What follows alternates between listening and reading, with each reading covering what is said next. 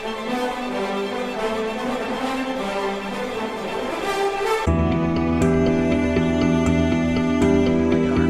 Welcome back, friends. Today and for the next few episodes, Sarah and I will be talking about a Catholic marriage. So the title of the essay I propose is "What is a Catholic marriage?" So we're going to do a bit of work defining that, and then the big question is that a bar too high? I've seen that opinion, and it is an opinion, friends, regardless of what titles or colors or any other accoutrements. That's an opinion. When you hear someone say, well, that notion of marriage is no longer possible today. So Sarah and I are going to spend a little bit of time on that. And then after this series of episodes of defining terms and looking at clear, very pretty intensely what the church has to say about that. Then the next set of episodes, we're going to actually look at the saints through the centuries who have actually attained this bar, and maybe we can glean something from their example. So, do you have any opening remarks, Sarah, before we get into definitions? Right. Well, I was just going to say that it could be a sad indictment of our time that people are willing to just throw up their arms and say that's not possible for us. I mean, that's a tragedy for us if that were to be the case, that what was attainable for people in prior generations for some reason is no longer attainable for us. We either have to have faith and confidence in the grace of the sacraments, or I guess there's not much left to us other than to just become heathens. That's correct. That's correct. So, and I think that some would like us very much to become heathens. Right. So first, I thought maybe we should just go ahead and address the elephant in the room when people are talking about an authentic Catholic marriage, and it's always that's not how the church comes at it. This is not first out, but I know it's first in most people's minds, is that of birth control. And I know some scholars who have suggested that Eve's sin was a form of birth control, hence the punishment fitting the crime. And it is certainly true that both the prevention and the eradication of pregnancy has been part of the human experience of the sexual embrace since the dawn of time. Abortion is not, believing me, abortion or birth control of various sorts did not start with the pill in the 60s. Father Paul Marks, he was founder of Human Life International. He had a contention, an opinion, that artificial birth control's failure always leads to abortion. So I know thanks be to God, we had the overturning of Roe v. Wade. And thanks be to God, we have not had legal abortions in Texas since that time.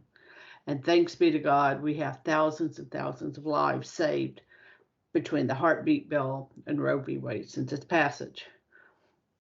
But, we still have artificial birth control. And I am not, I take Father Marx's insight quite seriously, that if you've got artificial birth control in society, that push for abortion is always going to be there. Mm-hmm. Yeah, absolutely. I mean, it's a secondary,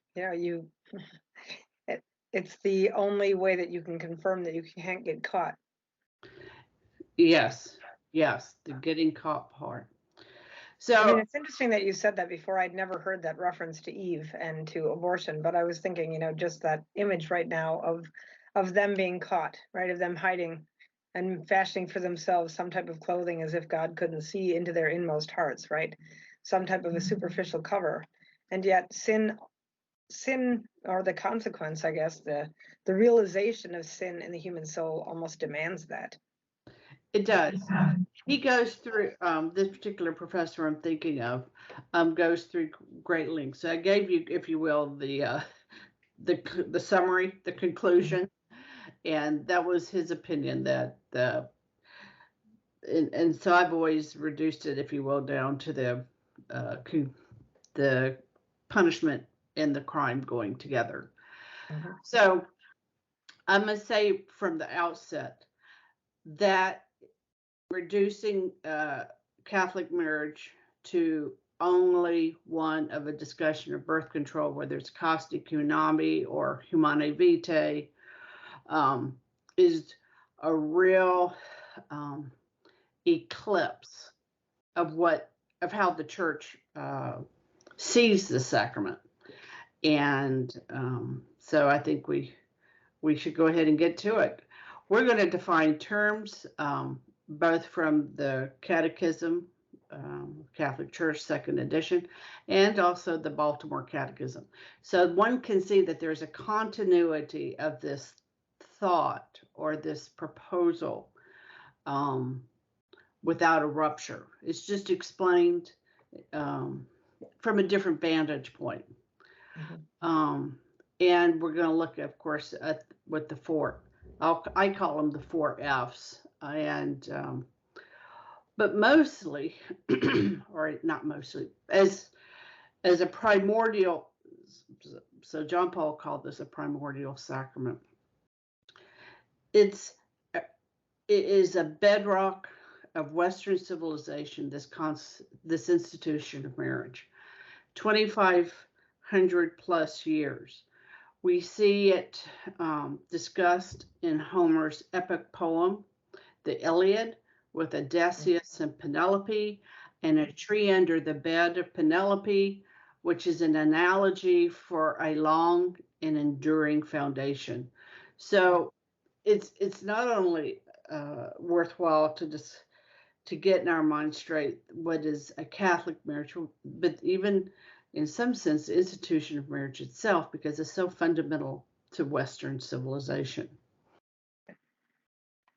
The Baltimore Catechism, paragraph 1005, and I do have links to that, will state, the sacrament of matrimony is the sacrament which unites a Christian man and woman in lawful marriage. That is echoed and expanded upon in paragraph 1601 in the Catechism, second edition.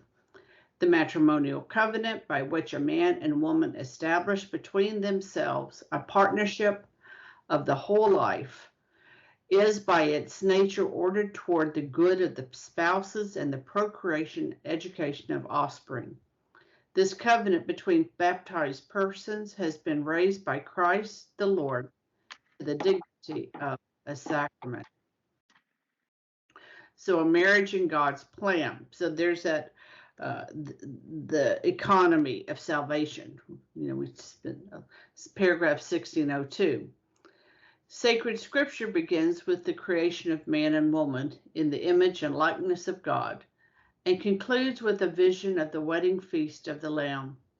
Scripture speaks throughout of marriage and its mystery, its institution, and the meaning God has given it, its origin and its end, its various realizations throughout the history of salvation, the difficulties arising from sin and its renewal in the Lord in the new covenant of Christ and the church.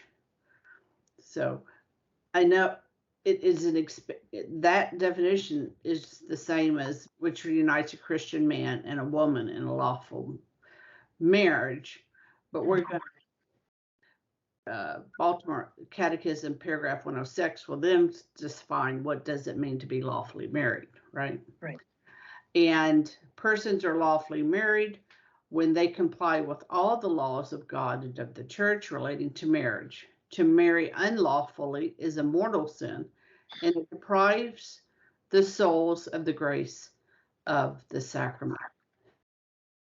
And we'll stop there. We'll pick up in the next episode. We're going to compare chief ends because we're going to see that the ends are the same, though worded a little bit differently between Baltimore Catechism and the current one. Did you want me to make a comment, or do you want to just go? Because all that I was going to say in regards to that is there is a concise clarity to the Baltimore Catechism that I think is relevant to the discussion, especially in regards to what we said before of things that are attainable or unattainable for our generation, right? We harm ourselves by our own efforts at putting more words to something, thinking that we can understand it better, but sometimes all that we do is muddy water unintentionally. Correct. That is correct. That is correct. And I think that's very much a point well taken. All right, my friends, in the next episode, we'll continue on with the Baltimore Catechism, the chief ends, and the 4 F's of Catholic marriage. Until then, Fide Sriracha.